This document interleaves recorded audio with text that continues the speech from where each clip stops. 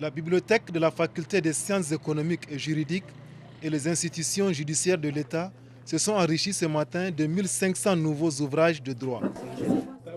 Une donation d'Areva, l'industriel nucléaire français, à la demande de l'UNIDA qui promet l'unification et l'harmonisation du droit en Afrique.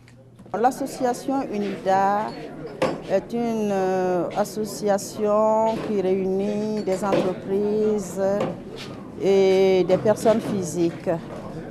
Elle est basée sur le bénévolat. Son objectif, c'était de lever des fonds uniquement privés pour procéder à la diffusion du nouveau droit des affaires en Afrique et dans les pays investisseurs. C'est important, l'ouvrage OHADA vient assurément combler un vide parce que, je ne sais pas, peut-être que vous l'ignorez, mais dans nos juridictions comme dans nos bibliothèques ici, on manque énormément d'ouvrages OHADA. L'association UNIDA a toujours apporté son soutien à travers modestes personnes à faire des dons d'ouvrages à la faculté des sciences économiques et juridiques. Ces livres embrassent l'ensemble des règlements juridiques qui régissent les sociétés, les industries, le commerce, le transport de marchandises dans les États concernés.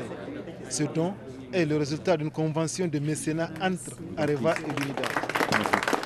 Areva, c'est le leader mondial de l'industrie nucléaire qui est présent à toutes les étapes de la mise à disposition du public de cette énergie, de la mine à la centrale et la diffusion de l'électricité.